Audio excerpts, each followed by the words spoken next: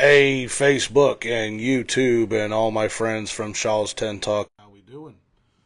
Welcome to another episode of Shaw's 10 Talk. I am David Shaw, your fearless leader, and we are going to be breaking down the elites today. My 6 through 1 on in my power ratings. And high school football started last night, folks, and boy was it a doozy in Kettering. Let me tell you. But that's enough about that. And we will move on. Glad you are here. It's August 22nd in the year of our Lord 2025. Welcome in to Shaw's 10 Talk. We are live on YouTube and Facebook, not so much on YouTube. Still dealing with some issues there. May as well just go ahead and tell you. Um, they're not letting me go live yet. I haven't. Shaw's 10 Talk hasn't been a active page on there long enough yet, and they're just not going to let me do it. I've talked to the powers that be, and they've basically given me the good old no. So and there's no budging and there's no working it out because, well, I don't have a big enough budget to make it work out. So kudos to those bigger shows that can start up a YouTube page right away and get it started and go live right away. I'm not one of those people apparently. So we'll be here at Facebook until time noted forward, and we'll just do it and we'll keep posting on Facebook and keep posting on YouTube, and we'll see if we can get this thing up and running. Anyhow, subscribe, like, and share. I'm on Facebook, obviously, Twitter, YouTube. Comment as much as you can. Try to see if we can get this thing moving forward. Comment, comment, comment, comment. Like I said, I am David Shaw, bringing you the best of Big Ten football week to week. This is episode 3, and we're going big, breaking down the top of the Big Ten Conference. Teams 6 through 1 in my power ratings, the playoff contenders gunning for the crown and a national title. We've covered the rebuilders and mid-tier movers.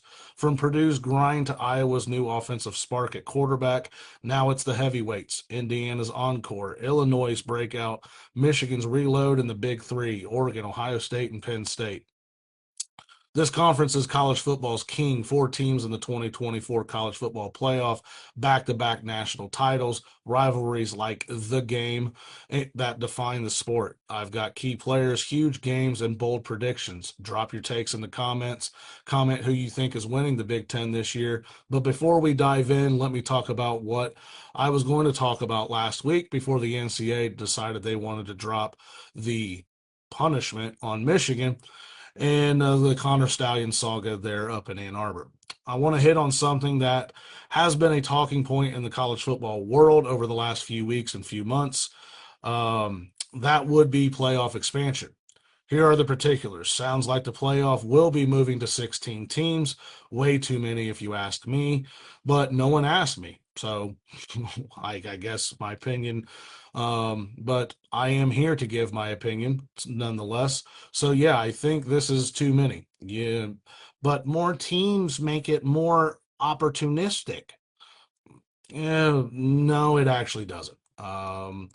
But we've talked about this before. As I've said in the past, all more teams does is make the better teams get more wins. This isn't basketball where one player makes a difference, and unlike basketball, football players can actually put their hands on somebody. So it's I don't know, but I digress. I believe 14 would be the best number. But what they can't agree on is how to get to 16. Initially, the Big Ten and the SEC did agree on the 4-4-2-2-1-3. Hut hut. Just kidding. But sorry, it just sounds absurd, but it actually is the model I prefer. Like I said, the two big conferences agreed on this in the onset. Now, not so much. The other proposal under consideration is the 5+11 model. This is basically just an extension of the 5+7 model that we have now, otherwise known as more committee. Who here wants more committee? Yeah, me neither. I want to minimize the committee as much as possible, but the powers that be now want this model. It's basically everyone but the Big Ten. The ACC, and the Big 12 can't accept the other model because that's acknowledging that their conferences are inferior. By agreeing to a model where 4 teams from the SEC and the Big Ten get in while your conferences only get 2, that's not a good look from the commissioner's point of view and of these other conferences. But the 5+11 model, but is the 5+11 model good for the sport and the fan? Well, the short of it, I believe we all say no. So here's my chance to explain why. Let's just call the 4-4-2-2-1-3 model the Big Ten model for sake of argument and to make it easier to talk about. So what do all those numbers mean? So you got four from the SEC, 4 from the Big Ten, that gives you 8. 2 from the ACC, 2 from the Big 12, now we're at 12. 1 from the non-Power 4 conferences, now we're at 13, and 3 at large berths. That gets us to the 16. The 5+11 model is basically what we have now, with just more teams. Now, we have a 5+7 model, but the committee is the major part of it. For the Big Ten model, it's bigger than what the model actually says.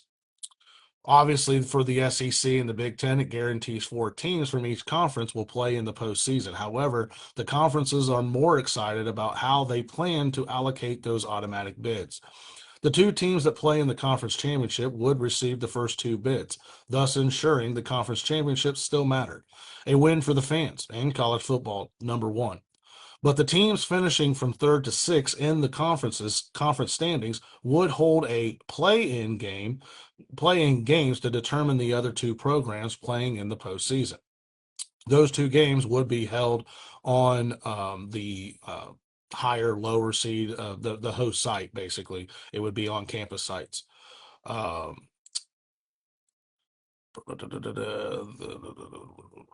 Those 2 games would be played on campus sites, like I said, the same weekend as championship weekend, so no team has an advantage.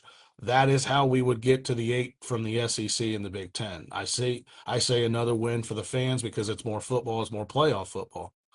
A question that you might be thinking about is, well, what does this mean for Notre Dame? And I would say, good question. Notre Dame isn't really spoken of, which to me implies they would be one of the 3 at large bids. Or a scenario brought up by Joel Klatt on his podcast was the highest ranked team remaining not in any of the games championship weekend would then play Notre Dame, which I like a lot. Last year, it would have been Ole Miss going up to South Bend. That would have been an absolutely amazing game. Great for college football, great for the fans. The atmosphere would have been unbelievable. And SEC, in essence, is playing themselves into the championship as well. They're not just not playing their schedule and then just kind of coasting on by, while all the other conferences just have to sit there and battle it out week in and week out. And that's just typical Notre Dame stuff until they join a conference. So all of that would mean more games, more exposure, more money. And again, another win for the game and the fans. Plus, those greedy conference commissioners would make more money. But that makes too much sense. So that's why it's not going to, excuse me, that's why it's not going to happen. And I almost forgot, the original format for the Big Ten model was 14 teams, not 16. The greedy Big Ten and SEC added 2 teams to this model, so those conferences would have a safety net. We don't even need the safety net. Why would the loser of the 3-6 or 4-5 games need a safety net? They don't. The 14 team would be an access-based model, meaning that each team would be earning their right into the playoff instead of the selection-based model we have now. The committee making the decision instead of the teams on the field. So what are your thoughts? Comment below, answer this poll question. Which model do you prefer? The 5-11, aka the committee, or as we called it here, the Big Ten model or the access model? Let me know below. I am very excited for the rest of this episode. Lots to bring you in these breakdowns. 2 teams that from last week's episode, plus any of the 6 teams in this episode, I can see moving on to Indianapolis in the first week of December. In other words, the Big Ten championship. Before I get into these breakdowns, I want to talk about my power rankings. I got into this a little bit in the first episode, talked about my unit rankings and how it all came together with the power number. That number is what I use to make my power rankings. Well, looking at the numbers, getting ready for this episode, something was glaring to me. This conference, as much as we talk about how much each team has improved, they have, and how closer the bottom is to the middle and the middle is to the top. While this is true, there has been some separation. For instance, there's a 6 point gap between Penn State and Ohio State, 9 point gap between Ohio State and Oregon. So even amongst the top three, a gap of 15 points has emerged. Huge, no, but one does exist. But that's just weird. The bigger conference begins showing itself after Michigan. The big gap begins showing itself after Michigan.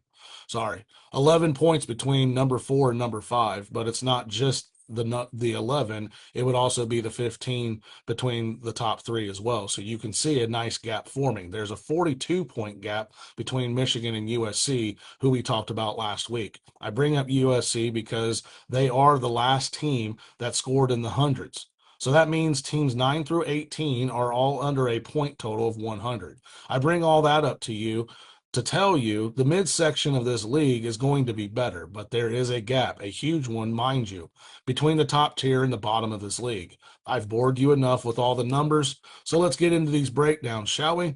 Kicking it off with Illinois, my number 6 team. Number 6, Illinois, last year went 10-3 overall and 6-3 in the Big Ten, ranked at number 12. The Illini make their first AP preseason poll appearance since 2008 and has its highest ranking since being number 11 in 1990. Offensively, the Illini gained 365 yards per game, which was ninth, and scored 28 points per game, which was seventh in the league. Defensively, gave up 374 yards per game, which was 14th, and allowed 22 points per game, which was ninth. Brett Bielema returns for his 5th year in Champaign, Illinois, and 17th year as head coach overall. Illinois' unit rankings: depth of roster 5, coaching 4, offense 5, defense 6, quarterback 2, running back 7, wide receiver tight end 11, offensive line 7, defensive line 9, linebackers 6, secondary 4, special teams 6. The Fighting Illini enter the 2025 college football season with considerable preseason buzz and expectations following a surprising 10-win campaign in 2024. The Illini returned 19 starters from last year's team. You don't return that many starters and not have expectations after winning 10 games last year. Don't screw this up, Illinois. 1997, Fighting Illini went 0-11 in Ron Turner's first season. In 2001, Turner's team went 10-1 in the regular season and went to the Sugar Bowl. This was a new era of Illinois football. The program was finally going to be a player, and Illinois won a total of 13 games over its next 5 seasons. Ron Zook was able to lead the 2007 team to the Rose Bowl. It lost, but it really was possible to recruit in Champaign. The team broke through, and Illinois went 8-16 over the following 2 seasons. Through the end of Zook's run, to Tim Beckman, to Bill Cubbett, to Lovie Smith, Illinois went 14 seasons without an 8-win season. And then came Brett Bielema. He brought the attitude and style that grew into a 10-win season, highlighted by living in South Carolina's kitchen and making waffles in a troll job of a Citrus Bowl victory. Now in year 5, he has a team that's worthy of a preseason top 25 slot, probably top 15 in some circles. And now the Illinois football program has a shot at back-to-back double-digit win seasons for the first time since ever. Illinois should be consistently good at football. It has the proximity to Chicago, St. Louis, and Indianapolis, just like Iowa, Wisconsin, and Missouri do. It has the coach who knows how to get to the Big Ten championship, and back in the day with the Badgers, Rose Bowls. This year, it has the skill parts, one of the best defensive back eights in the Big Ten, the kicker, the building buzz, and the schedule that misses a slew of top conference teams. It's there. It's okay for Illinois to have nice things, like a trip to the college football playoff if it plays up to the experience and potential. The Illinois offense only averaged 365 yards per game. It didn't run well, it wasn't explosive, and it didn't come up with a ton of first downs.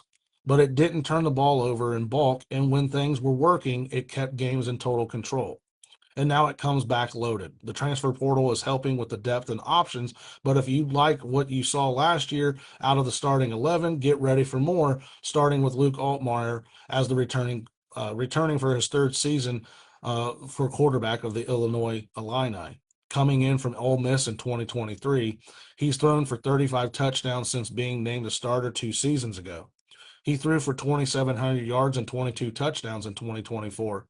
Illinois has promising depth at quarterback with Northern Illinois transfer Ethan Hampton providing experienced backup and true freshman Carson Boyd displaying potential for the future. The Illini boast a talented and deep running back room, which is good because their best running back off last year's team transferred to Georgia. Caden Fagan and Aiden Loffley are expected to be the primary ball carriers and could form a dynamic duo if they can stay healthy. Fagan ran for 306 yards and 2 touchdowns in 2024 before an injury cut his season short. Laffery gained 589 yards and 4 touchdowns last season. Kyle Valente also gained valuable experience as a freshman and is expected to get time this year. The offense might be loaded with veterans, but it's losing the combination of Pat Bryant and Zachary Franklin. Those two led the way with 109 catches, and now it's up to Malik Elize to rise up on the outside and Colin Dixon and Hank Beatty to step up on the slot. Hudson Clement, transfer from West Virginia, and Justin Bowick, Ball State, are deep play threats.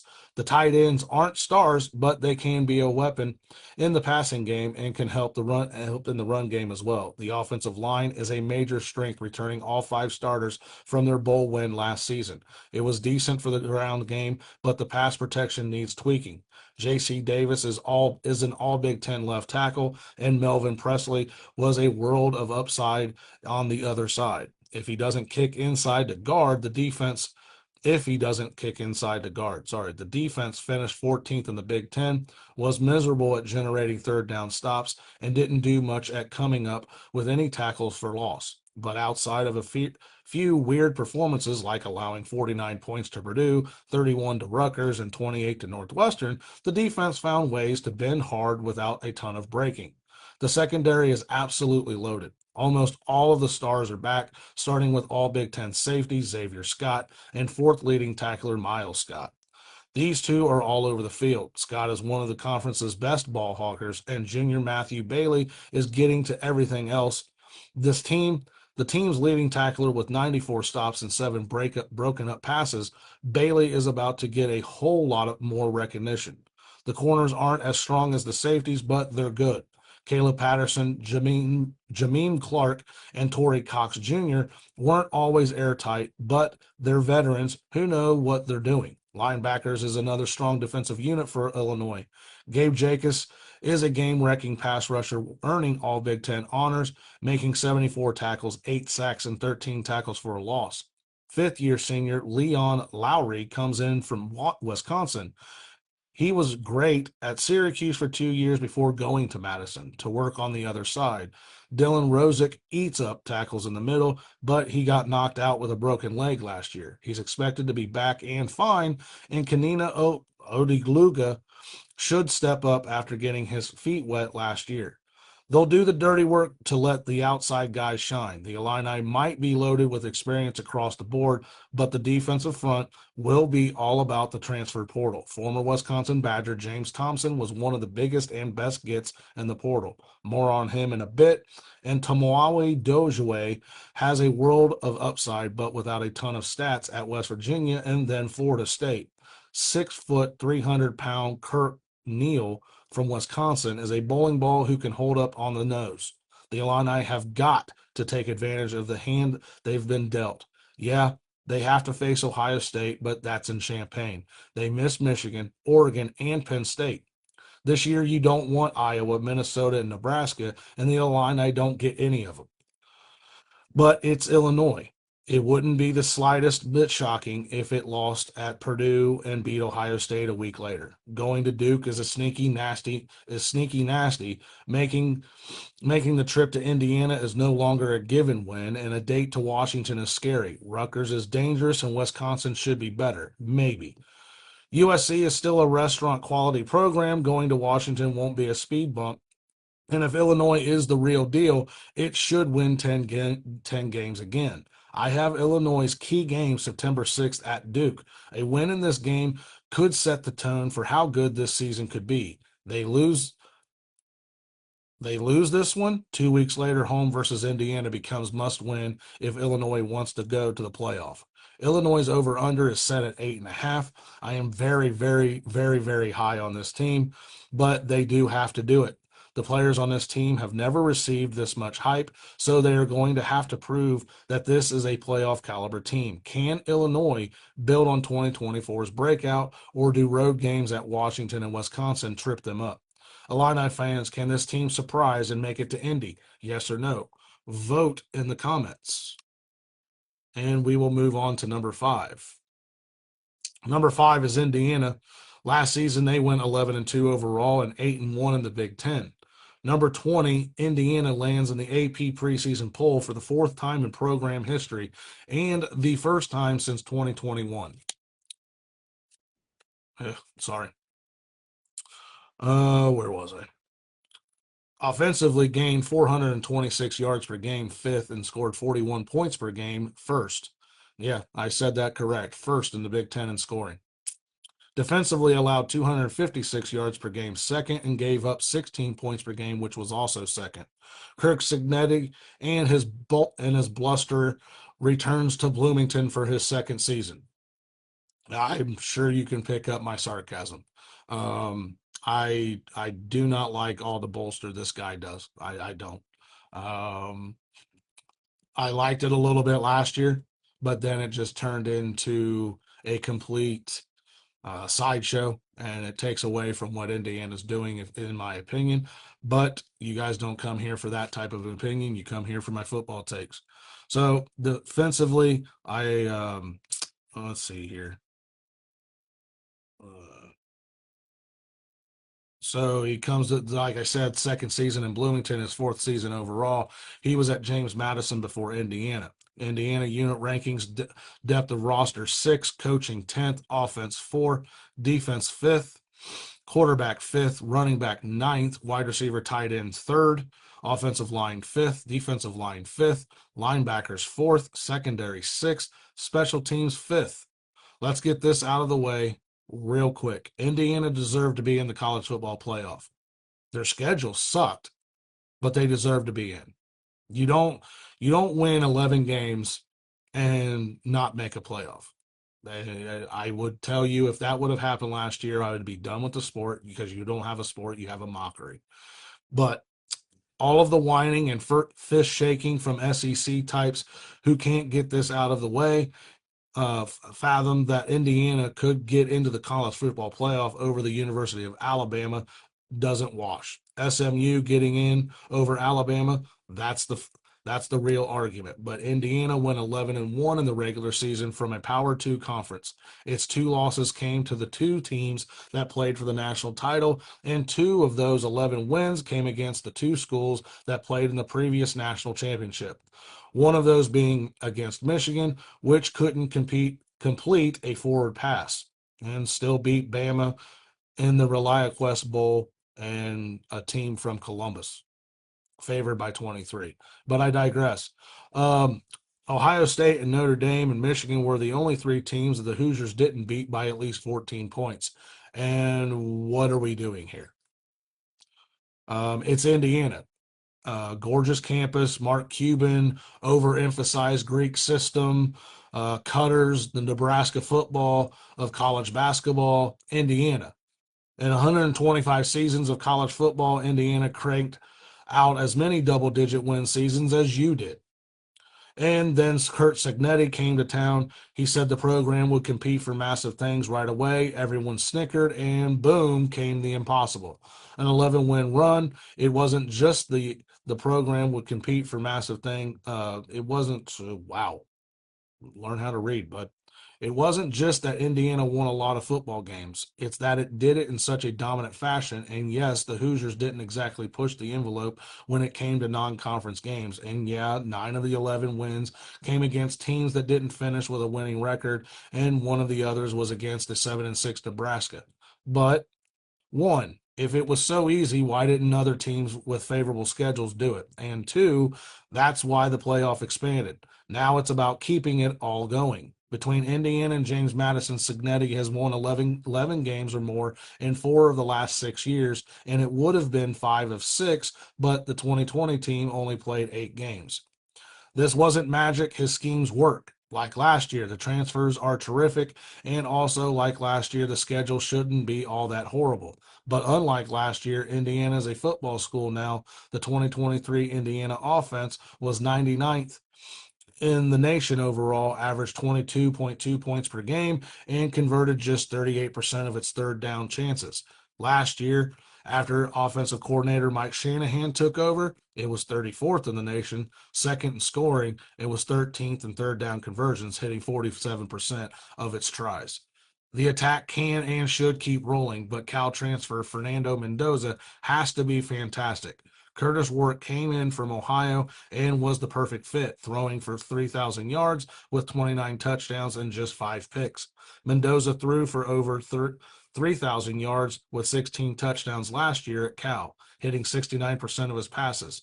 Grant Wilson from Old Dominion and Fernando's brother Alberto will battle for the backup gig this fall. I have my worries about Mendoza being as good as Rourke.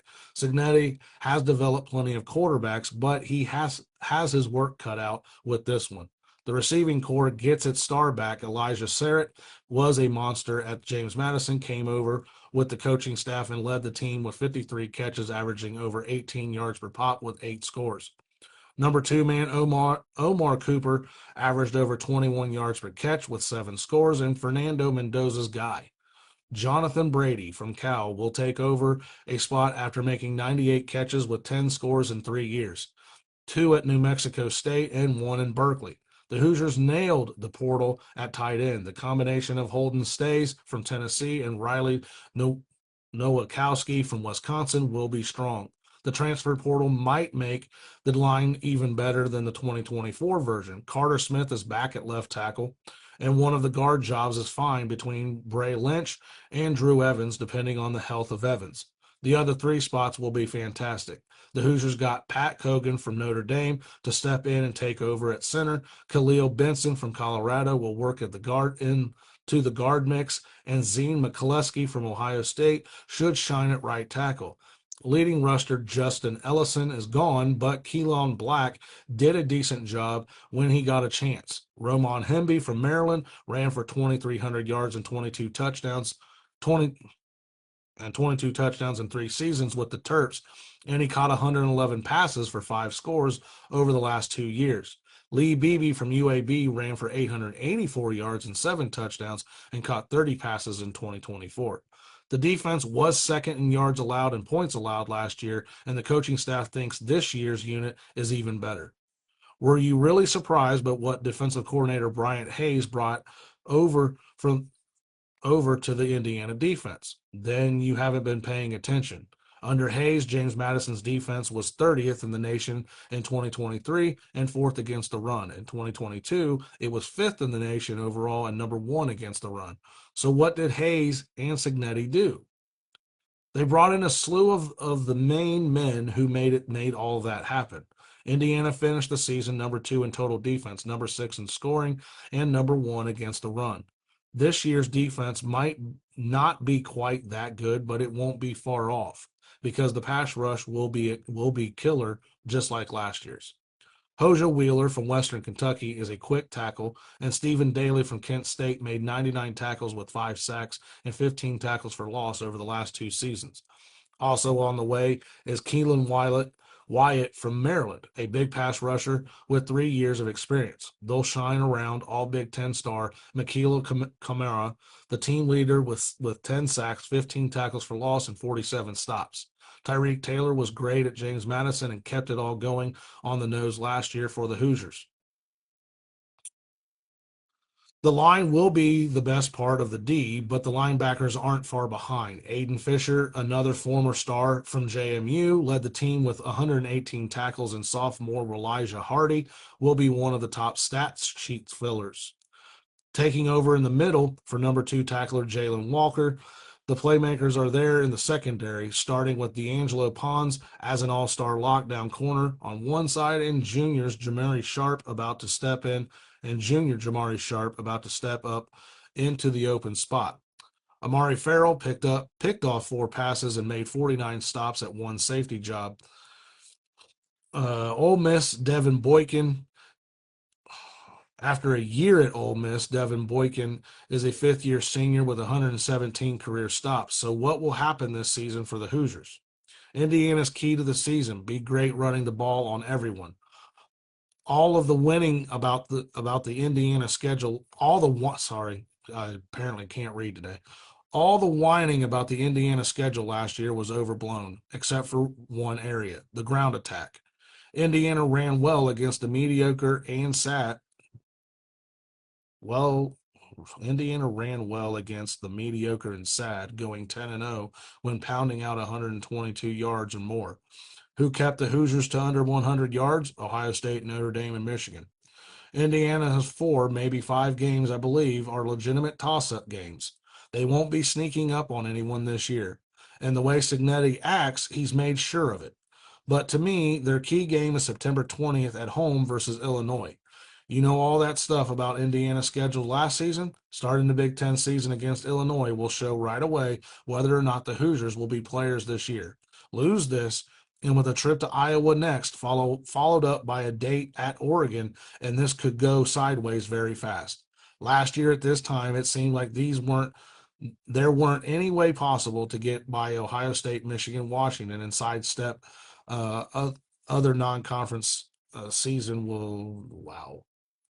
other landmines like Nebraska, Maryland, Michigan State, and yet this will be a tougher grind. Indiana will still be terrific, and the non-conference season will once again be light and breezy. Indiana State, Kennesaw State, Old Dominion. But things get nasty in a hurry. There's no Ohio State or Michigan. Missing Minnesota, Nebraska, USC, and Washington isn't bad either. But going to Oregon, Penn State, and Iowa will be rough. But this isn't the Indiana of old. It'll win its share of hard games, and it'll get hot late with a great second half of the season. But it won't be a college football season, I don't believe.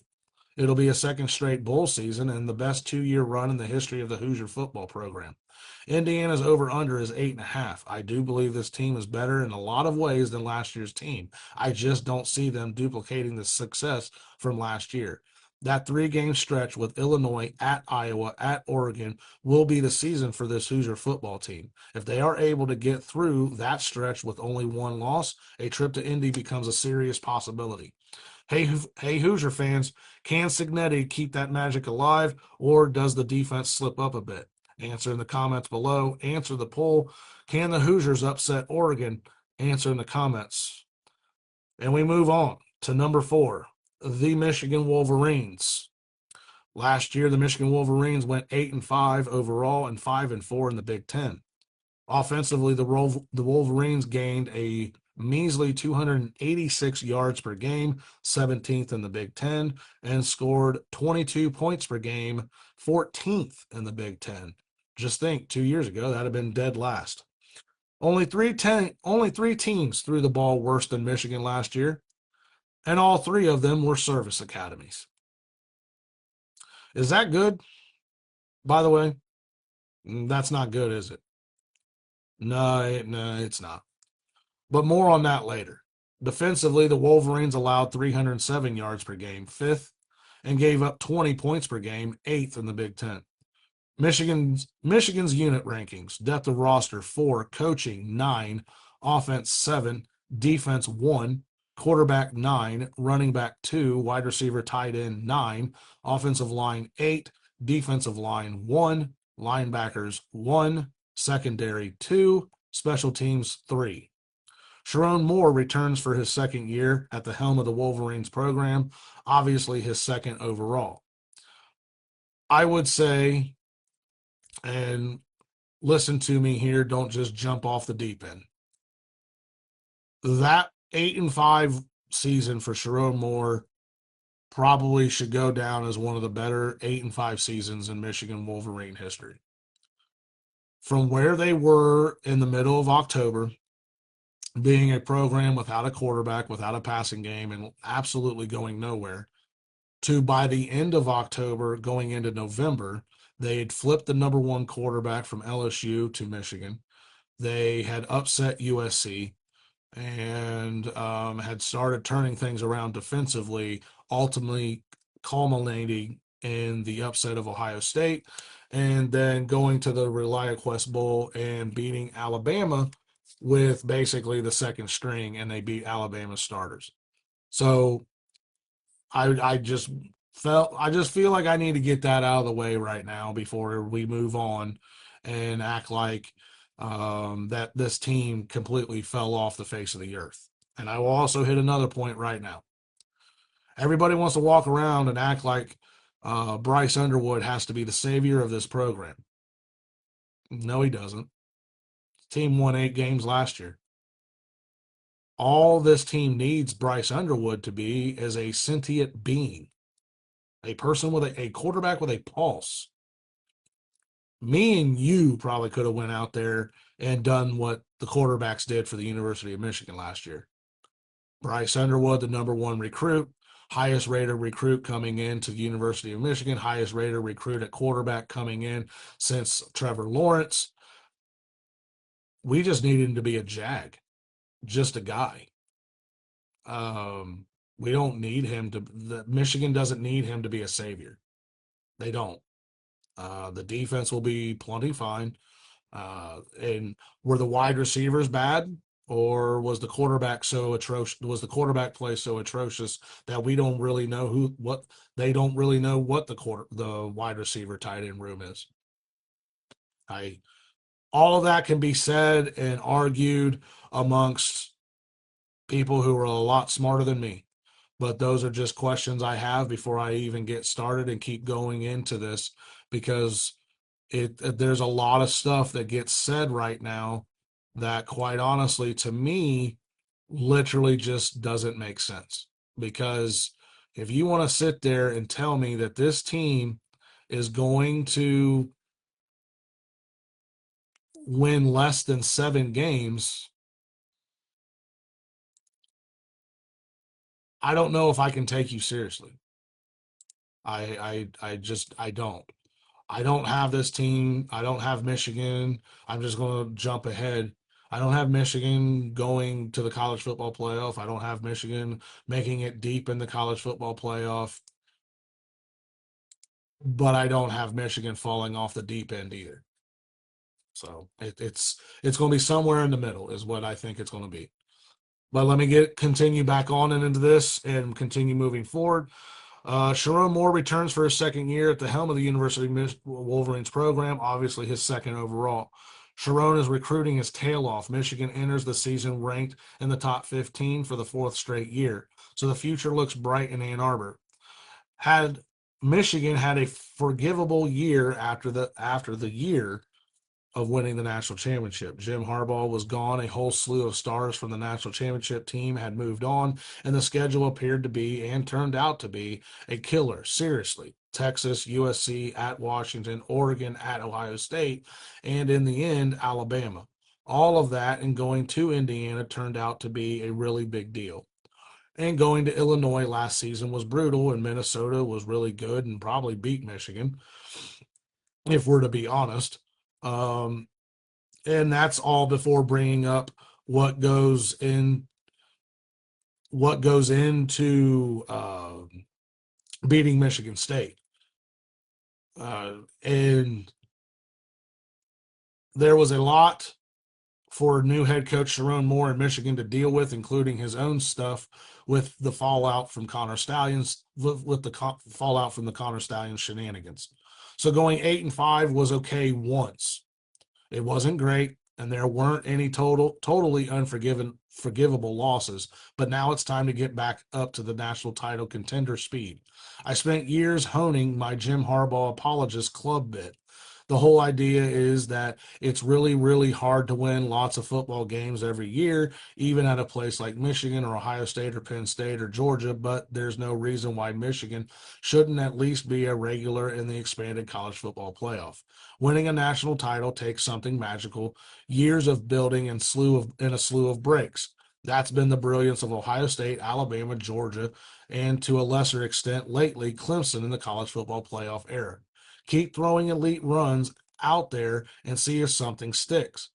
There's a difference between the 2014 national title and the one time it dipped below 11 wins in the college football era.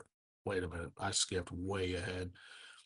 There's a difference between there's always next year for the Clemson Tide and the Buckeyes than it is for TCU and Washington.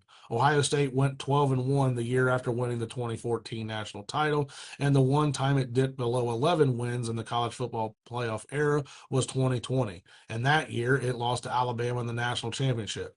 These are catastrophic times in Alabama after the first year post Nick Saban, and it went 9-3 in the regular season and should have been in the college football playoff over SMU.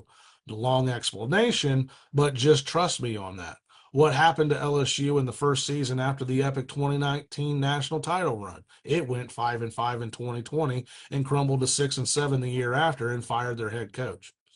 So, what's Michigan going to be? Will it be one of those programs that wins no matter what, just because it's better and more talented than all but a handful of teams in a given year? Or is it one of the programs that gets nice things because it's big and powerful, but flies first class and brags about its clear membership instead of pulling up to the private jet? Is Michigan a true player under Sharon Moore or not? We're about to find out. Yes, the Wolverines will have a passing game. It was a rough year for the Wolverines attack, to be nice. But the glitch is about to be fixed. Think of it this way: Michigan was able to beat Ohio State and Alabama with no offense. Anything, going back to my Jag comment, anything will be better than whatever that was, at least from the passing attack. The ground game showed a few moments of greatness, like on the final drive to push past USC, but it was hard to get anything going when the quarterbacks couldn't complete a forward pass. Michigan was dead last in the Big Ten in passing, dead last in the nation yards per completion, and it's not like the attack was careful, turning the ball over 20 times. New offensive coordinator Chip Lindsey should change this up and change it up fast. The quarterback situation last season was inexcusable. Absolutely nothing against former starter Davis Warren. He did what he could. But between him, Alex Orji, and Jack Tuttle, the Wolverines were at a disadvantage in just about every key game at that position. Quite frankly, it was mortal ooze at the quarterback position last year. They were at a disadvantage every game they stepped out there. I should have wrote that better. But anyhow, um, it's Michigan. It needs a star quarterback, and it hopes to have fixed the glitch with superstar prospect Bryce Underwood needing to be the franchise star over the next few seasons. It will be a process, though. He has the size, tools, and talent, but he's a true freshman. This won't always be smooth. If he's the main man right away, it won't be easy. Mikey Keene brings over 8,000 passing yards and 65 touchdowns over his career at UCF and Fresno State, but interceptions were a problem with the Bulldogs. And reports out of Ann Arbor, no one really knows if he's healthy right now or not. He was injured in spring, took 10 snaps in spring. 10. That's it. 10. The talk out of Ann Arbor is it's Bryce, and if it's not Bryce next Saturday, trust me, fellas and ladies, it's going to be a long season in Ann Arbor. But it is what it is. Redshirt freshman Jaden Davis is a talent who got more than his share of reps this offseason. And now the wide receivers have to do their part. Was the wide receivers bad last year? And are they still bad? Or was the quarterback play last year so bad that you couldn't tell how good the wide receivers were or weren't? We are about to find all of that out. This unit, I believe, is going to be like the quarterback room last year, mismanaged and should have went into the portal. So Underwood had more weapons, but we will see. Supposedly there's talent in this group, but everyone has to make bigger plays, and that's where the transfers come in. It starts with Donovan McCulley from Indiana, a very big, very dangerous downfield target who missed most of last year hurt, but put up 48 catches with 6 scores. Along with Anthony Simpson from UMass, a former Arizona Wildcat who caught 57 passes 2 years ago with UMass before missing most of 2024 hurt. All the talk is about him coming out of camp. All the talk is about him. It's scary how much talk is coming out of him. So he better produce, or it's going to be a long year for him. Um, let's see. Simpson will battle with second leading receiver Samaj Morgan, who caught 27 passes but averaged just 5 yards per grab for the starting job in the slot. Frederick Moore has the upside to be the top target after catching just 11 passes. He'll combine with Shannon Goodwin for the flanker gig. Tight end isn't a concern, but replacing new Chicago Bear Colston Loveland is tough. Marlon Klein isn't Loveland, but he has NFL potential as the next man up. And Hogan Hansen is a good young option who got in a little work as a freshman. The running backs will once again be terrific. Justin Haynes from Alabama was one of the top backs in the portal, running for close to 6 yards per carry with 9 scores over the last 2 seasons. And Jordan Marshall will go from understudy to number 1B in options. Also coming in is CJ Hester from UMass, a veteran backup option who can catch. Once again, the line will mash away. Giovanni Ilhadi earned all Big Ten honors at right guard, and now he'll move over to the left side along with tackle Evan Link. Greg Crippen took over the center gig halfway through and should stick. There are more than enough options for the other spots. Sophomore Nathan Efobi got a little work as a guard. Andrew Sprague should be ready to take over the full-time job at right tackle, and Brady Norton from Cal Poly is a great get through the portal who could work anywhere but will most likely factor into the tackle rotation. I'm going to be brutally honest here. If this unit, the offensive line, doesn't make a huge step forward this year in the passing and running game, this offensive team will not do what it hopes to do. It just won't.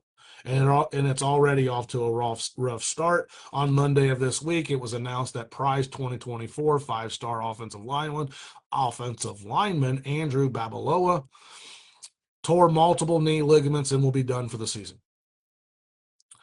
So Michigan's off to a great start.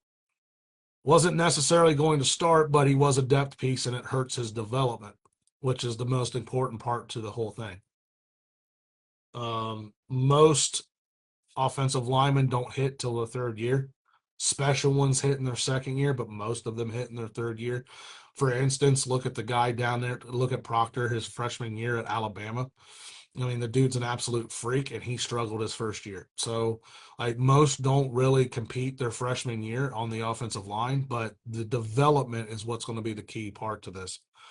But bottom line, the offensive line just has to play better. And I'm not sure it will. The star power might not be there, but the Wolverines are very deep and very good. This defense reminds me a lot of 2022. A lot of star power went to the NFL, and the world thought the defense was going to take a step back. Well, that defense didn't take a step back at all. It actually got better. I see the same things from this defense. You may not see the pressures and sack numbers coming from one or two guys like you saw last year, but what you will see but now the entire you'll see the numbers from the entire defense, and it'll feel more like a swarming defense. But now the whole front seven will be coming after the offense. Just like in 22, the pressures and sacks actually went up as a whole, but this defense will have to do it. They can't just rely on that on the 2022.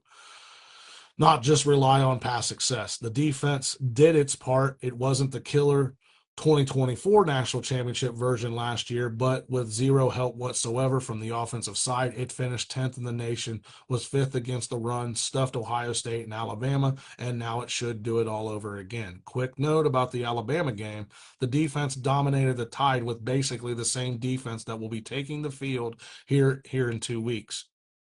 There was no Graham, Grant, Stewart, or Johnson on that field. That's why I'm very high on this defense. There might not be a ton of ready-made superstars, but there's a good mix of top-shelf veterans, talented young backups, and good transfers to create another problem for Big Ten attacks. The pass rush was good enough. It comes up large when it has to, but like the 2024 version, it wasn't among the elite. However, that's a bit by design. The Wolverines don't go full bore all the time to attack the backfield. Even so, this bunch will get there.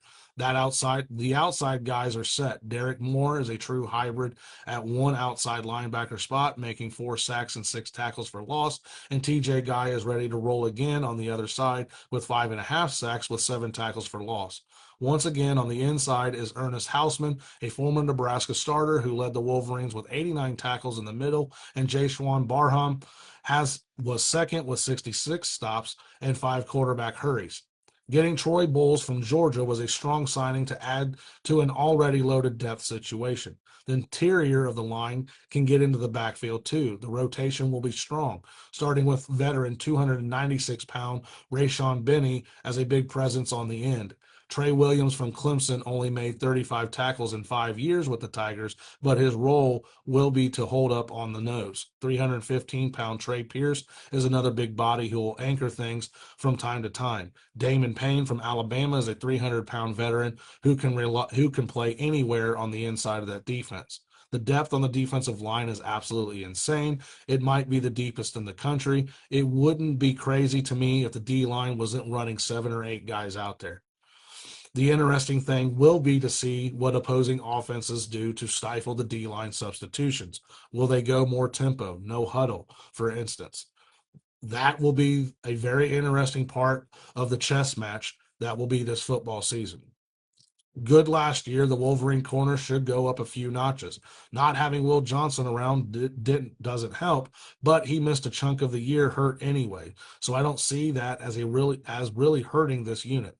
Just like the defense as a whole, they lost some key parts, but the secondary, I believe, is deeper and better than last year. Jair Hill went through the growing pains of a freshman season, but he'll be an all Big Ten playmaker on one side. Zeke Berry can work just about anywhere, leading the team with 9 broken up passes with 37 stops, and 6th-year veteran Caleb Johnson from Louisiana will fill in wherever needed. Rod Moore might be one of the Big Ten's best safeties if he's all back from his torn ACL from last season. Before last season even started, he actually did it in March. He did it in spring practice last year. It was unreal that he did it. But even if he's not his former self right away, the talent is there to once again be a force as the year goes on. TJ Metcalf from Arkansas is an all-around baller who made 57 tackles with 3 picks and 7 broken up passes last year for the Hogs.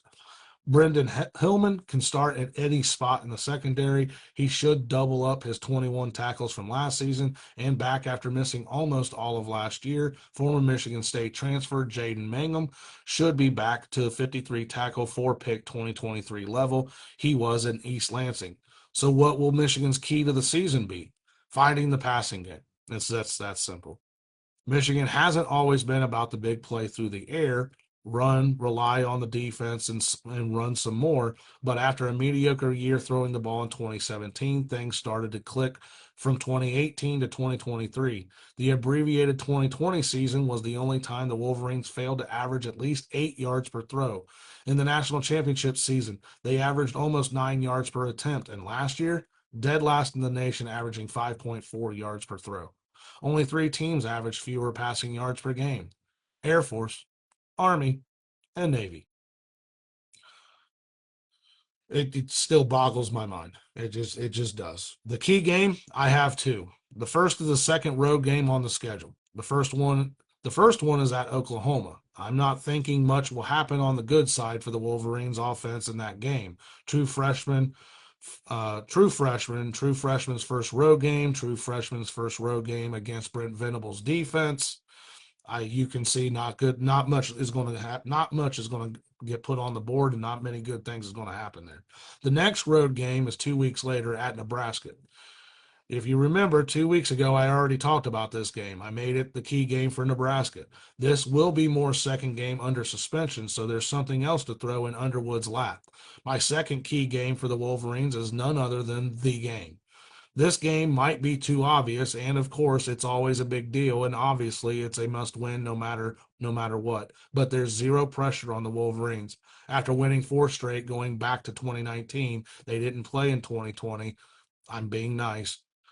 They're playing with all of the house money. Even after the loss to Michigan, everyone with a working brain pretty much knew Ohio State, except seemingly Ohio State itself, was going to win it all once it got in.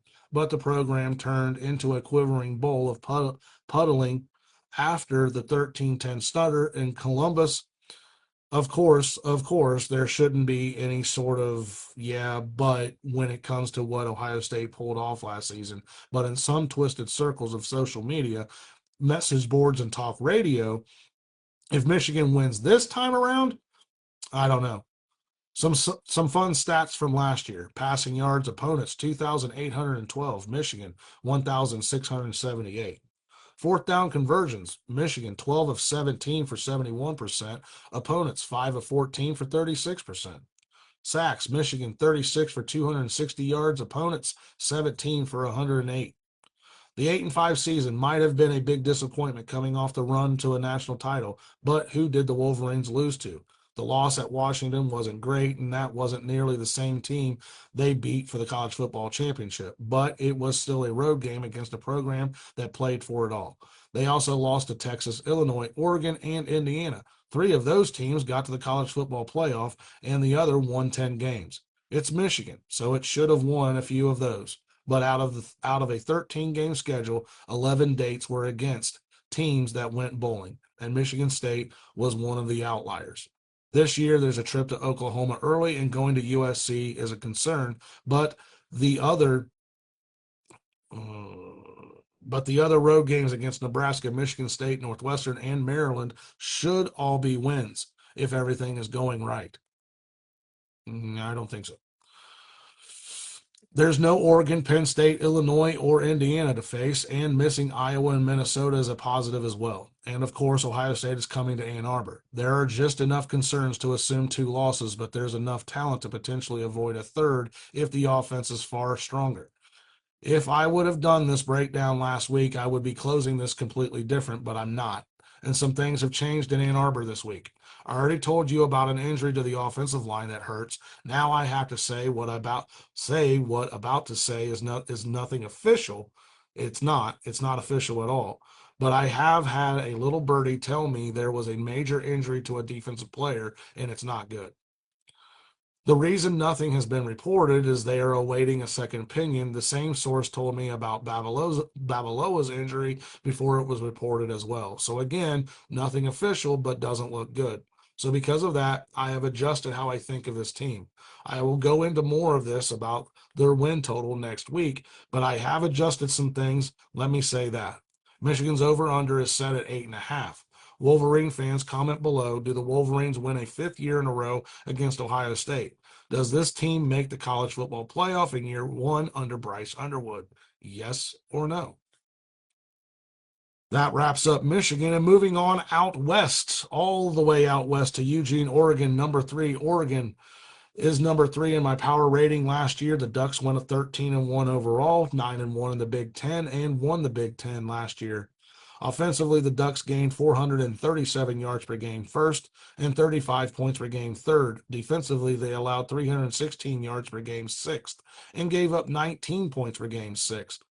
Oregon unit rankings: depth of roster is 3, coaching 3, offense 2, defense 4, quarterback 7, running backs 4, wide receiver, tight end 6, offensive line third, defensive line 6, linebackers 5, secondary 5, special teams 1.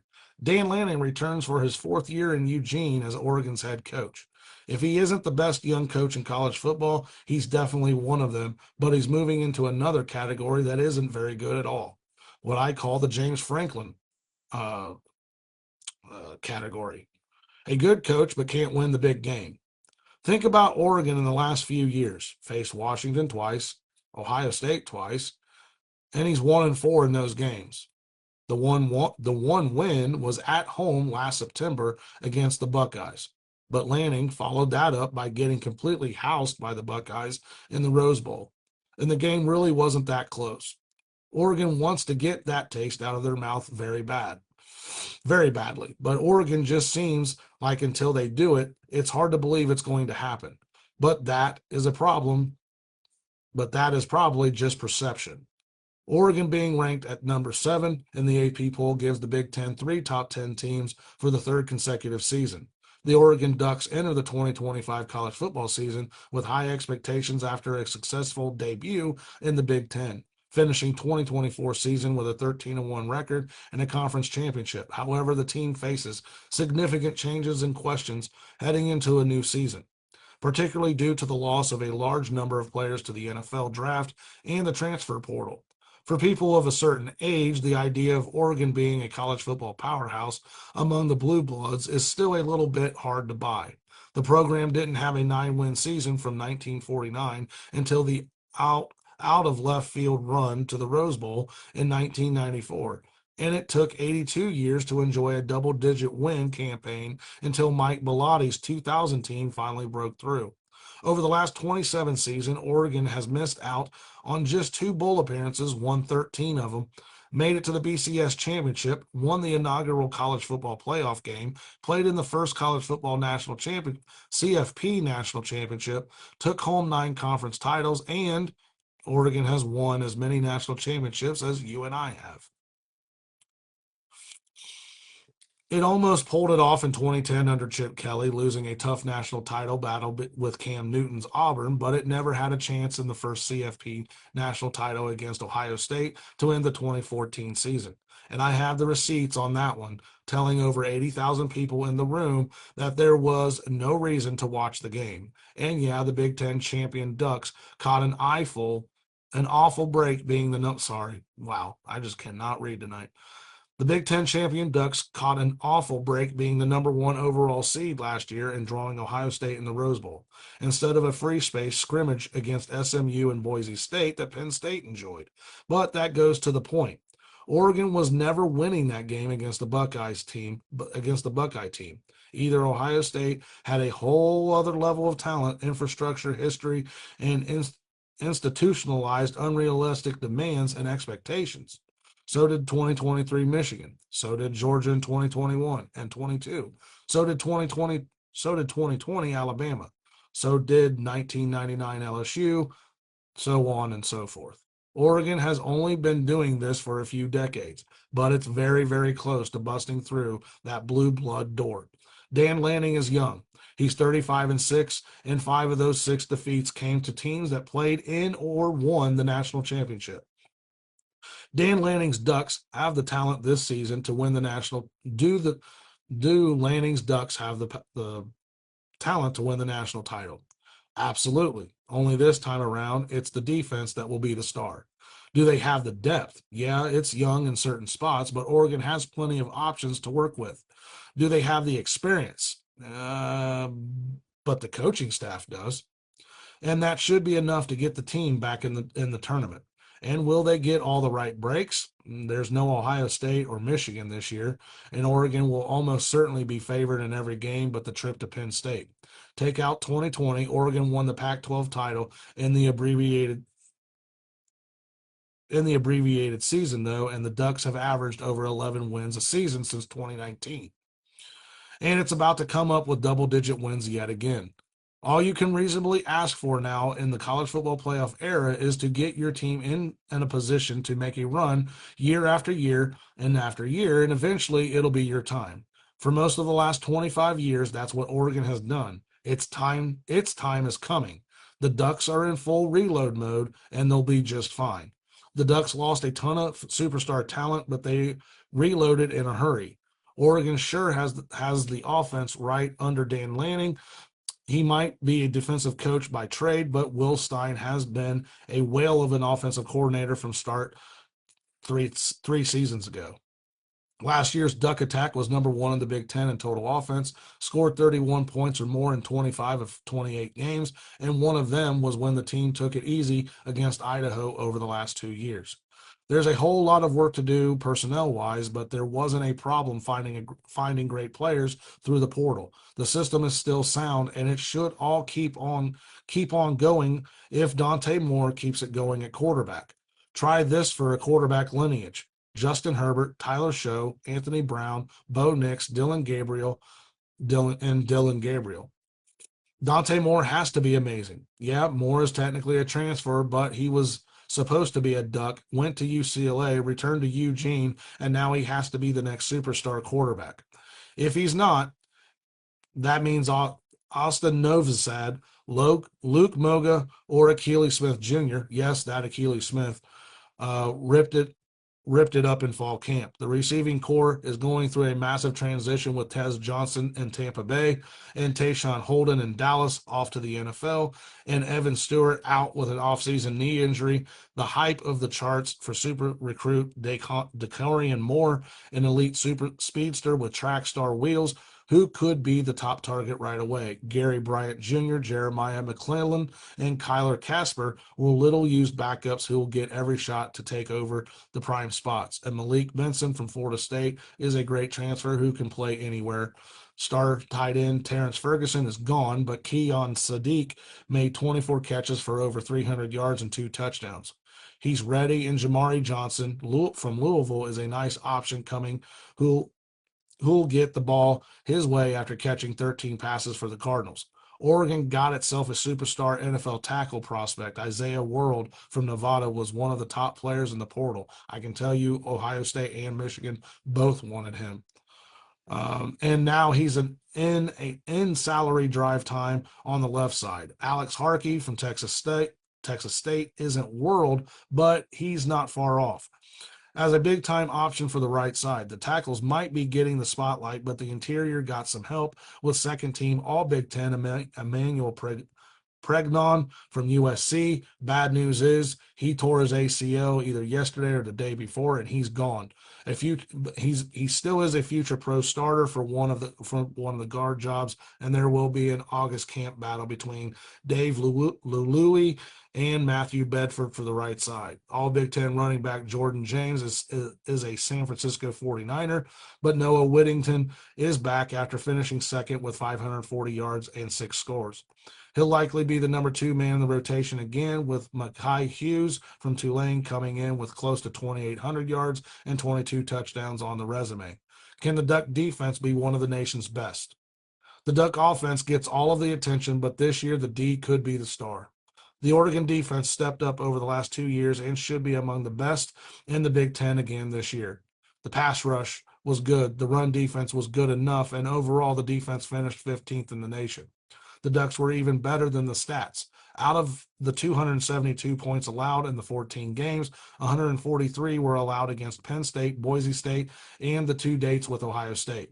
So far, under head coach Dan Lanning, Oregon is 32-0 when allowing fewer than 34 points, and good luck getting that many on this year's version. Opposing offenses will have a nasty time getting to 34 on this bunch. The pass rush and defensive line will be fantastic.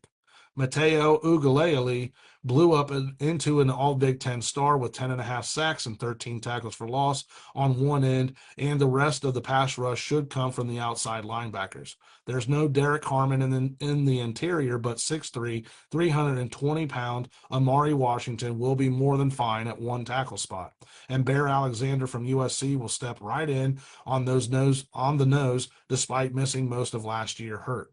There's terrific talent to rotate in, but it's inexperienced. The linebackers will wreak havoc. Tatrum Tuluatui will work in a hybrid role again after finishing third on the team with 5.5 sacks and 7.5 tackles for loss and 58 stops. Devin Jackson has all-star upside coming off a 47-tackle season, and all-star leading tackle Bryce Bocher is back in the middle after making 94 stops.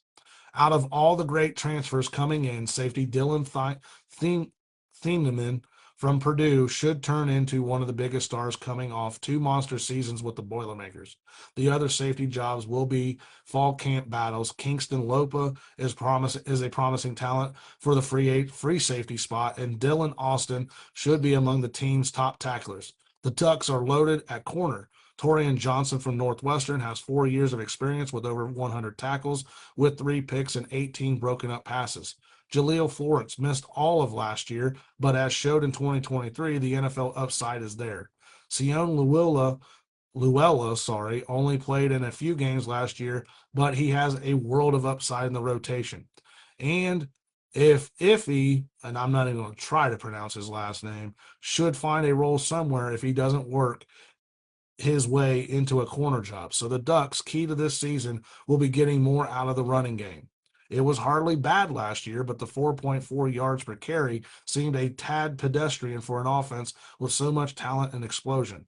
It only averaged 158 yards per game and pushed past 180 only 5 times. Again, this wasn't necessarily a big problem, but the 3 times the offense failed to push past 24 points were among the 5 times the attack didn't get over 140 yards or 4 yards per carry. With a new quarterback who almost certainly won't be as accurate as Dylan Gabriel or Bo Nix with the short to mid-range throws, the Ducks have to grind more. Oregon could get just about anyone it wants to run this offense, but instead it decided to stay in-house. Moore threw for just over 1,600 yards, 11 touchdowns, and 9 picks as a young freshman for Chip Kelly at UCLA. But last year he got time in the Oregon system as Dylan Gabriel's backup. No pressure or anything, but Gabriel hit 73% of his throws for well over 3,800 yards and 30 touchdowns. Bo Nix connected on 77% of his passes for over 4,500 yards and 45 touchdowns in 2023. All Moore has to do is that. And that's it. That's all he's got to do. No pressure at all. The Ducks' key game at Penn State, September 27th. Yes, folks, very early, very early. This is it. This is the ball game. If Oregon does Oregon things, it'll be favored in 11 of 12 regular season games. Oh, sure, it could lose at Iowa or blow a tire against USC or Washington, but the date at Penn State is everything. It's a repeat of the Big Ten championship, and the Nittany Lions are better this time around. A win in Happy Valley could clinch their trip to Indianapolis. Everyone will probably assume Oregon will win 11 games, with the date at Penn State the one outlier, as it waltzes right back into the college football playoff. That's hardly crazy, but are you sure the quarterback situation is close to as good as it's been over the last few years? The Ducks went and got old, experienced men who had taken their lumps when they signed Bo Nix and then Dylan Gabriel. They don't have one of those this time around. Dante Moore should be terrific, and if he's not great in fall camp, one of the young hotshots will roll with this attack. But a few of those likely wins below, like Oklahoma State, Indiana, and Minnesota, aren't 100% sure things. And yes, Oregon will probably pile drive Rutgers, but that's a flight across 2,500 miles and 3 time zones to face what should be one of the best teams Greg Schiano has ever had. But the Ducks will be better than everyone on their schedule but Penn State, and even that's a close call. There's no Ohio State to deal with. Michigan and Illinois are missing too. There will probably be 2 losses this year, but this team that needs a little time should be fully gelled by the time the college football playoff rolls around. Can Lanning reload for another title, or do losses pile up? The Oregon Ducks over-under is 10.5. So, Duck fans, does this team win the Big Ten? Upset in Happy Valley, yes or no? Vote in the comments below and let me know what you think. Moving on to number 2. 2 left. Only 2. Number 2, Ohio State went 14-2 last year and won the national championship. The Buckeyes went 7-2 in the Big Ten and didn't make it to Indy for the 4th straight year. They also lost their biggest rival for the 4th straight year, and they only returned 9 starters off of last year's team. Oh, and the Buckeyes had to replace their OC and DC, who left for the NFL, and rival Penn State. And in my opinion, didn't replace him with a coach that's even close to comparable. Frankly, I believe that Ryan Day and the Buckeyes settled with this hire. The OC hire was within Hiring Brian Hartline as OC makes sense to me, but it's hard to say it's on par with Chip Kelly. But time will tell. Last year, the Buckeyes offensively gained 429 yards per game, fourth in the Big Ten, and scored 36 points per game, second. Defensively, they allowed 256 yards per game, first in the Big Ten, and gave up 13 points per game, and a number that should be familiar. Number one, just saying, first. Buckeyes unit rankings: depth of roster first, coaching first, offense third, defense second, quarterback 10th, running back 6th, wide receiver, tight end first, offensive line 4th, defensive line 4th, linebackers 3rd, secondary 1st, special teams 2nd. Ryan Day is back for his 8th season as head coach. He finally got his national championship, but he still can't beat Michigan. This time being favored by 23.5, but I digress. I'm fully aware that I can't win this battle with a more than insignificant chunk of the fan base who will want the head coach launched into space if Ohio State loses to Michigan again. And yes, they'll be screaming while wearing their national championship merch and booking tickets to some college football playoff destination. Seriously, everyone, do you have any clue how amazing the first 6 seasons plus 3 games of the Ryan Day era have been? Try this out. Ryan Day is 70-10 in his first 80 games, winning at an 87.5% clip. In his first 80 games at Alabama, Nick Saban went 67-13, and that includes 5 wins over FCS teams. Ohio State has only played one FCS team in the Ryan Day era. How about Dabo? He went 55-25 in his first 80. Kirby Smart, just about everyone's best coach in college football, he went 65-15. But Urban Meyer went 72-8 in his first 80 games, and he went 7-0 against Michigan. That's what Day had to follow. Ask Kalen DeBoer how easy it is being the guy who won 9 games after following Nick Saban. It hasn't always been pretty, and there's just nothing whatsoever joyful or fun about this program when it wins. But being this good in Columbus isn't a given of any sort. You think any coach can succeed at this gig? Ask Lincoln Riley how he's enjoying the buyout talk. Ask Brent Venables how comfortable things are right now in Norman, Oklahoma. Coaching at Ohio State isn't as difficult as trying to make Kent State competitive or cranking out 4-win campaigns at UMass, but including Alabama, this is the most suffocating gig in the sport. When you have just 9 losing seasons in 113 years of college football, and you win 10 games or more, 25 of the last 32 years, and one of those off campaigns was 2020 when the Buckeyes only played 8 games and went to the national championship. Every win is expected relief, and every loss is an end of the world, sack the coach, nuclear meltdown. You think I'm being too dramatic? You think I'm being unfair to a chunk of, not all, the Ohio State fan base that doesn't enjoy nice things? Yeah, after what Day pulled off with Ohio State last year, any other school puts up a statue, gives the head coach at least a 2-year grace period, and sees a wild spike in newborns named Ryan Day, or insert last name here, in late October.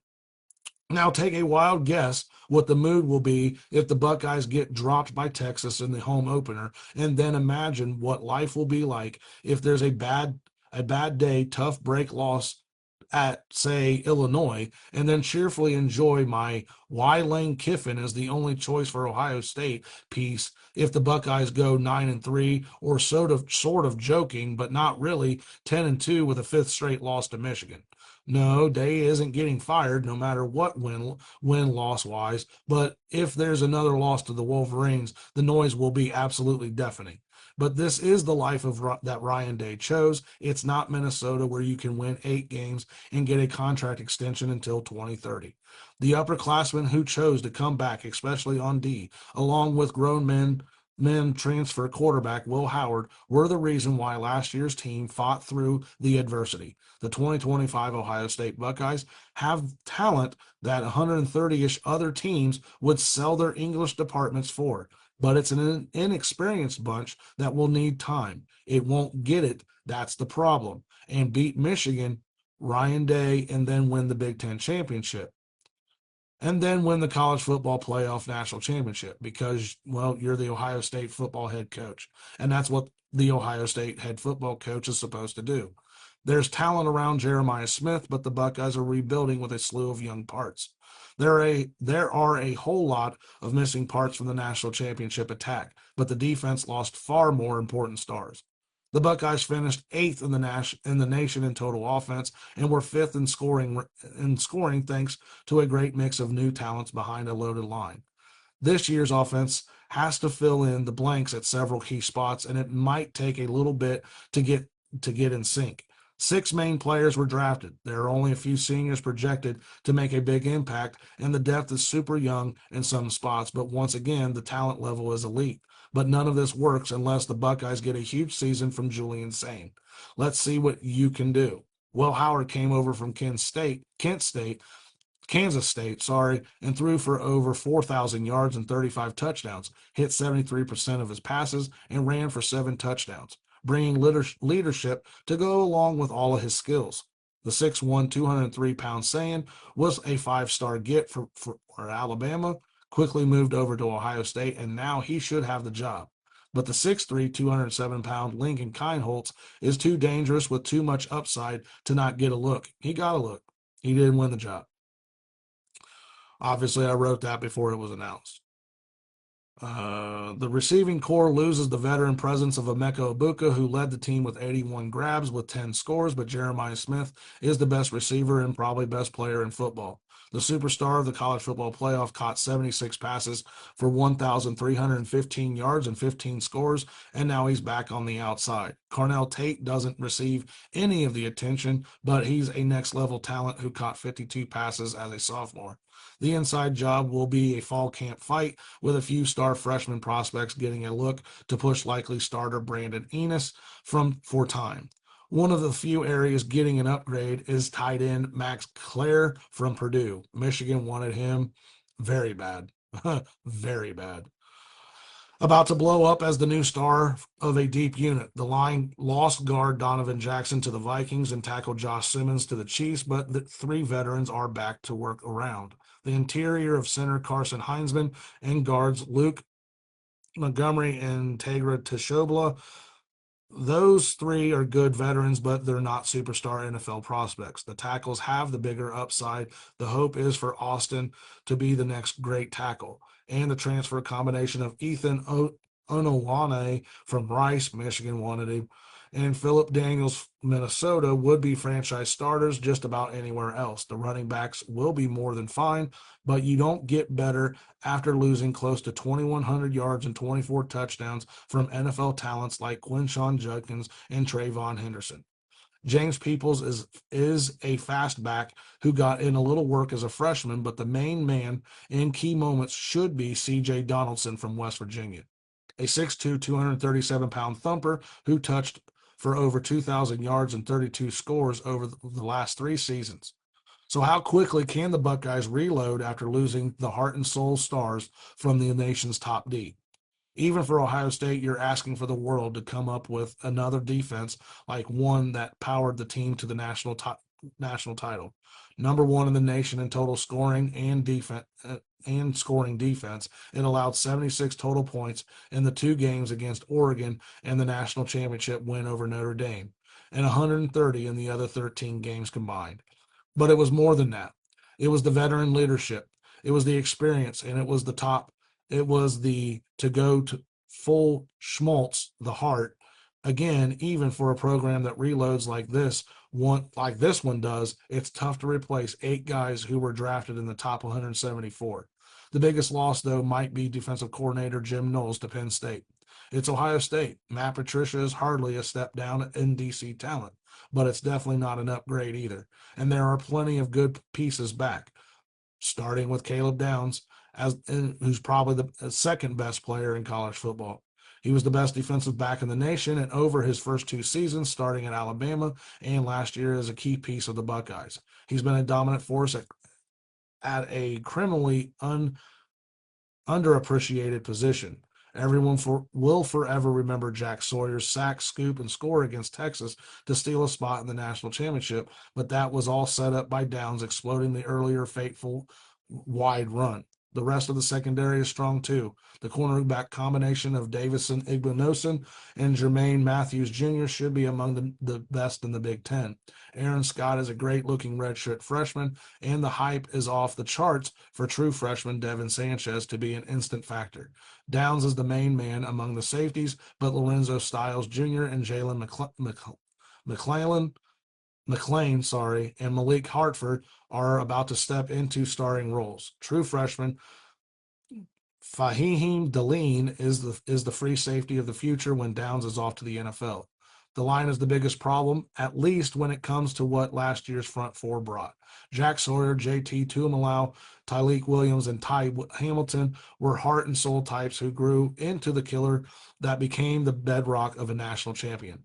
The tackle should be set with 326-pound Caden McDonald and the 270-pound Edric Houston about to be the new stars of the interior, but the depth needs to emerge. Kenyatta Jackson was part of the rotation on the ends last year, and now it is his turn. But the main man should be North Carolina transfer Bo Atkins, who made 11 sacks and 17 tackles for loss over the last 2 years for the Tar Heels. Sonny Styles was second on the team with 85 tackles with 4 sacks, and now he's the leader of a linebacking core that should be every bit as strong as last year's if Averill Reese can be close to the middle man Cody Simon was. The 6'4", 238-pound Reese added 40 tackles to the mix in the rotation, and now he'll almost certainly lead the team in tackles. True freshmen Riley Pettijohn and sophomore Peyton Pierce are more than fine if they have to fill in for a stretch. The defense has to keep being nasty in the red zone. Army led the nation in red zone defense, and Penn State was the best at giving up the fewest touchdowns inside the 20. But Ohio State had a freakish way of holding up just when it seemed like the other side was about to get momentum and get into games. The 2022 Buckeye defense allowed scores 93% of the time in the red zone. The 23 defense was scored on 75% of the time. Last year, 60.5%. The Buckeyes held Penn State to just one field goal in 3 trips into the red zone in the 2013 win. The D did its part against Michigan, allowing just 13 points and giving up 2 scores inside the 20. And of course, there was the all-timer stop against Texas. I know everyone just says it's Ohio State. They have to just rebuild. No, they don't. This is college football. Nothing is for certain like that. There was a time not too long ago Buckeye fans would have told you there's no way we can lose to Michigan. 4 years later, now what are those same fans saying? Nothing is guaranteed in this sport. My point in all of this is what happens and what does it look like if the holes on defense and offense don't just get filled. Is 2 losses in question? What about 3? I know, heaven forbid, but you never know. The Buckeyes' key game, but you never know. I mean, you just don't. You just don't. The Buckeyes' key game, is there another? Of course, it's the game. If you have to ask why, then do you even know football in the Big Ten? But the opener against Texas and the date with Penn State are probably more important to the entirety of the 2025 season. Just don't say that out loud to a fan base desperate for the sweet, merciful release from the team up north's current iron grip on the rivalry. There's just enough inexperience to be worried about a misfire somewhere.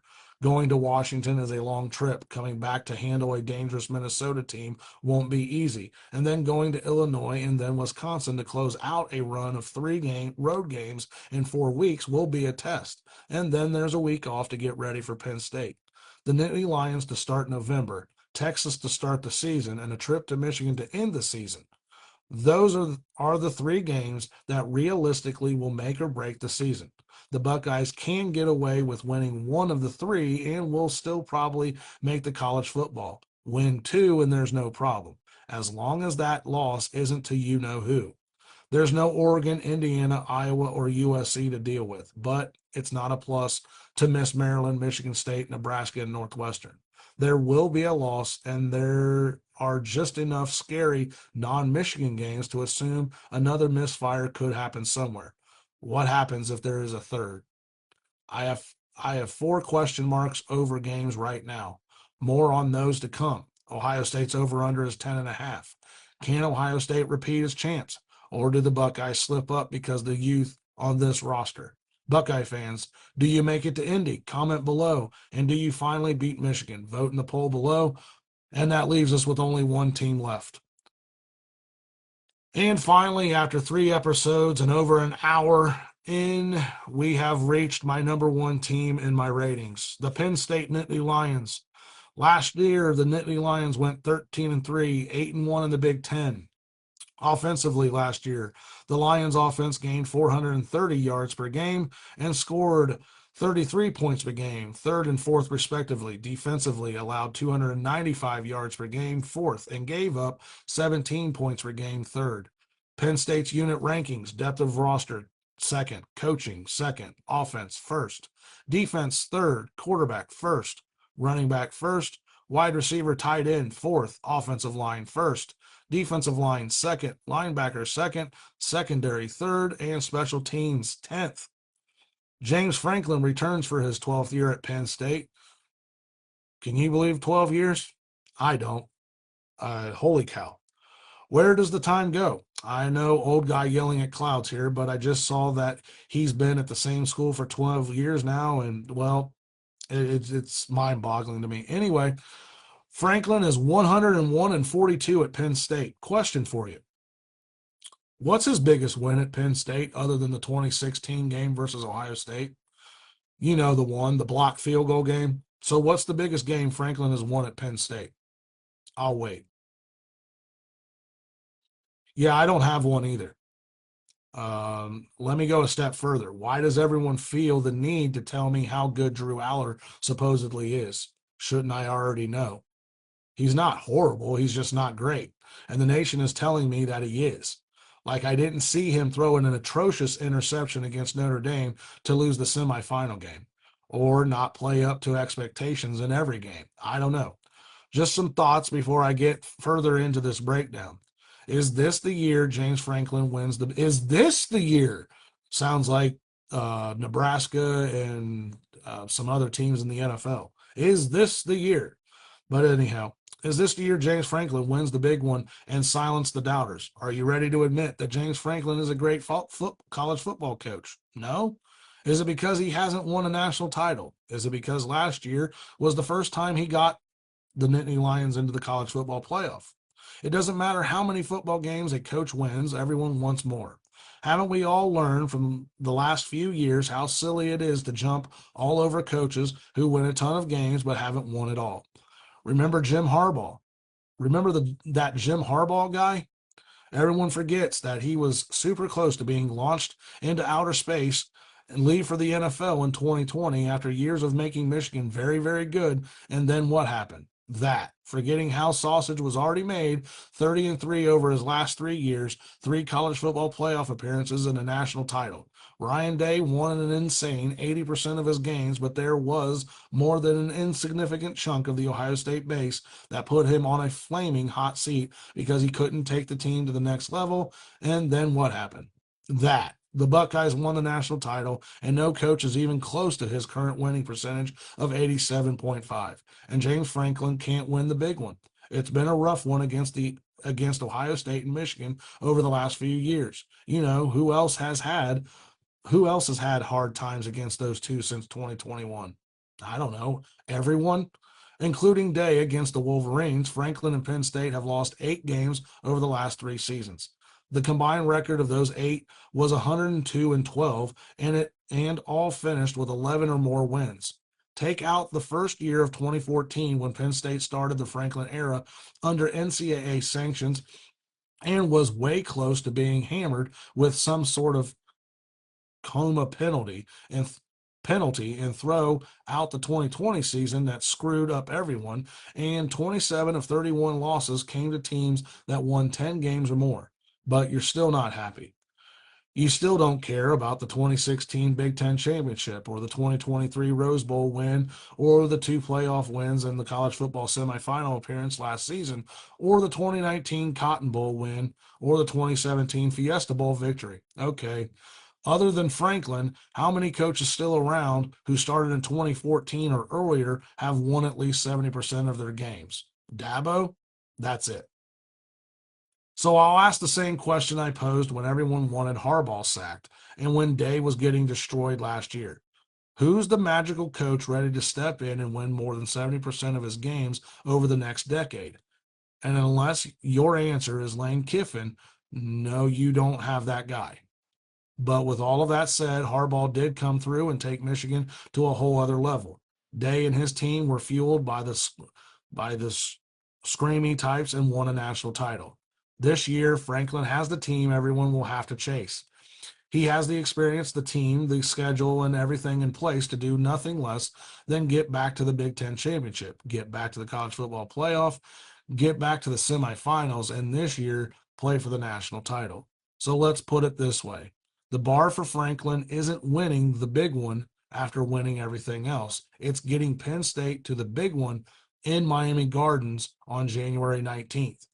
The parts are all there to do something special. It's not that Penn State has been conservative, but with a defense that only gave up 16 and a half points per game and was seventh in the nation overall, there wasn't any real need to take many chances. The offense led the Big Ten in rushing. The chances taken down the field were reserved for key times, and it all worked. The firepower and experience are there to do more, though. As long as one key area steps up, the Penn State receiving corps is undergoing an overhaul, but it might have upgraded. The wide receivers as a whole have to take the next step. It may be the one unit in the entire country that has the most pressure on it. The expectation is that they did well in the portal, but we shall see. The room lost top deep man Harrison Wallace III to Ole Miss and number 2 wideout Amari Evans to Troy. And Liam Clifford is the top returning non-running back receiver, but he only caught 18 passes. The transfer portal is taking over with Kyrene Hudson from USC coming in from the outside, Devontae Ross for the flanker, and Trebor Pina for Syracuse for the inside. Pina was the big get after catching 84 passes with 9 scores in the high-powered Orange Attack last season. Hudson is in his 5th year after catching 72 career passes with the Trojans. And Ross was fantastic last season with 76 grabs, over 1,000 yards, and 11 scores. You don't get better by losing an all-time great tight end like Tyler Warren, who caught 104 passes for 1,233 yards and 8 scores last season. Penn State has 2 good players in Khalil Dunkins and Luke Reynolds, and they can both catch. They combine for 23 grabs and 3 scores, even with Warren getting all the work. No matter who's at receiver, the quarterback will make the passing game great. It only seems like Drew Aller outdueled Vinny Testaverde in the 1987 Fiesta Bowl, but he's going into his 4th season, and this is when he should take his game up a notch. After throwing 25 touchdowns and 2 picks in 2023, he and the offense started to push it down the field a bit more last year. He averaged over 8 yards per attempt, and now, with his experience and the talent around him, look out. With Beau Pribula off to Missouri, the backup combination of Jackson Smoke and Ethan Grunkmeyer is good but inexperienced. There's talent behind Aller, and both need real work. The line is loaded. Lone is a 6'4", 330-pound All-Big Ten guard who'll mash away on the left side along with fellow All-Star Drew Shelton at tackle. Nick Dawkins is one of the Big Ten's best centers. Former Wisconsin transfer Nolan Rushi will be great at right tackle, and sophomore Cooper Cousins should be just fine at center or right tackle. If the running back room isn't the best in America, it's not far off. Nicholas Singleton can do a little of everything, running over 2,900 yards and 32 touchdowns in his first 3 seasons and catching 78 passes and 8 more scores. Caton Allen led the team with 1,108 yards and 8 touchdowns, and Quentin Martin Jr. is good enough to start just about anywhere else. On the other side of the ball, the Penn State defense continues to be dominant under James Franklin.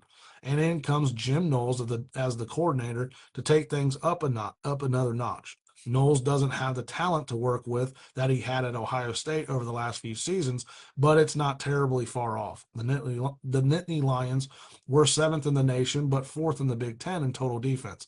led the league in tackles for loss and allowed just 16.5 points per game. There were occasional breakdowns, but only Oregon and USC got past 27 points on last year's bunch. There's some retooling to do, but it'll still be outstanding. The linebackers will always be great at Penn State, but the defensive front should be the star this year around All-America candidate Danny Dennis Sutton. He was second on the team behind Abdul Carter with 8.5 sacks and 13 tackles for loss. There's no replacing the talent and production of Carter, but Zaire Fisher will give it a shot after missing all of last year banged up. 6'5", 275-pound Anai White from Texas A&M has all the tools to be a top part of the rotation. The defensive tackles are hardly questionable, but they need some keys.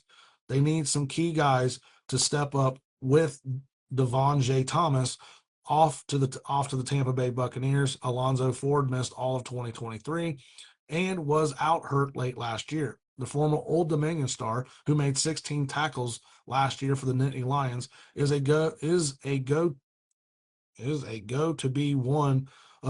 going to be one of the anchors on the inside. Ford will work next to Zane Durant, an ultra-quick tackle with 6 career sacks and 18 tackles for a loss. Xavier Gillum didn't see much time last year, but the redshirt freshman appears to be the next star up after a strong offseason. The linebacking core has its new star, Amari Campbell from North Carolina, who is a thumper for the Tar Heels, making 76 tackles with 6.5 sacks and 11 tackles for loss. He'll take over in the middle with Anthony Speca, a good-looking young option who'll see plenty of time. Tony Rojas was overshadowed a bit by all the defensive stars last year, but he did a little of everything with 58 tackles, a sack, 6 tackles for loss, 3 picks, and consistent pressure in the backfield. The Nittany Lion corners are terrific. A.J. Harris only picked off 1 pass and broke up 5, but the former Georgia Bulldog is a tough tackler who'll lock down one side. Elliott Washington, the second, will still have to fight for the gig on the other side, but he had plenty of good moments last year and should come through with everyone staying away from Harris.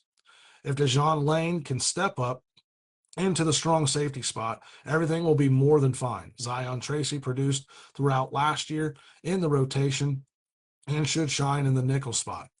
Zaki Wheatley finished third on the team with 96 stops with 3 interceptions at the free safety job. The Nittany Lions' key to the season: don't get totally hung up on the big downfield pass plays, but still keep it pushing deep.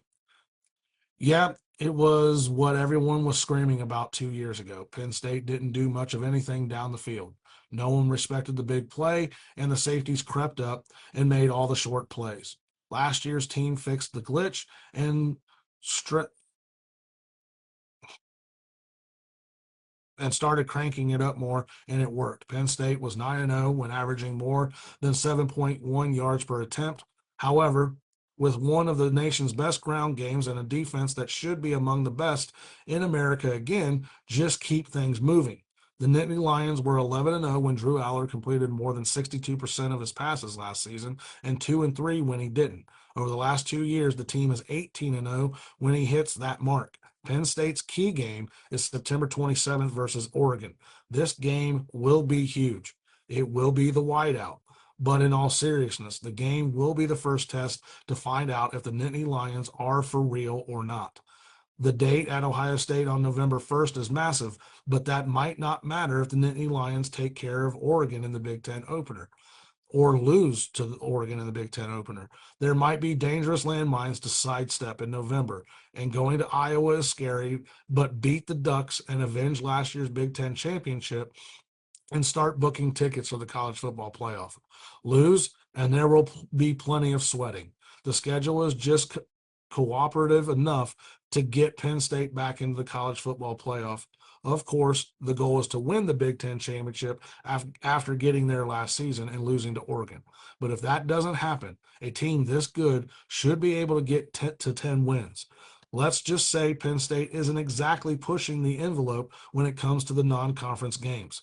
Florida Atlantic, Nevada, and Villanova are wonderful light scrimmages coming before a week off to prepare for a home game against that Oregon Ducks. Meanwhile, Ohio State is starting the season against Texas. The Nittany Lions have to go to Columbus to deal with the Buckeyes, but the rest of the road games are Iowa, Michigan State, Rutgers, and UCLA. That's more than fine. It would have been nice to get Purdue on the slate, but missing Michigan, Illinois, USC, Minnesota, Washington, and Rutgers makes up for it. There may be a stumble or two, but there's no way this team is losing 3. Whew, we finally made it, folks. We finally made it. That concludes my preseason breakdowns. Next week, I will be getting into my game week routine. I'll have big game breakdowns for games in the Big Ten, plus so much more. Come back and join me next week. But that's a wrap on episode 3. We've crowned the elite, Indiana's encore, Illinois' breakout, Michigan's reload, Oregon's reload and title hunt, Ohio State's repeat bid, and Penn State's big shot. The Big Ten is the king of college football with 4 playoff teams in 2024 and a race in 2025 that's going to be wild. My pick right now is Penn State over Ohio State, but Oregon, Nebraska, USC, and many others are lurking. Who's your Big Ten champ? Ohio State, Penn State, a dark horse like Illinois or Nebraska? Let me know in the comments. Tell me who is hoisting the trophy. Thanks for rocking with me through all 18 team breakdowns. Help me out. Subscribe on YouTube. Follow on Facebook. Like, follow the stream. Do all the things. Follow me on all my socials for the show at Shaw's 10 Talk, and keep all the socials for the show at Shaw's 10 Talk. Sorry, and keep the vibes alive. This is David Shaw for Shaw's 10 Talk.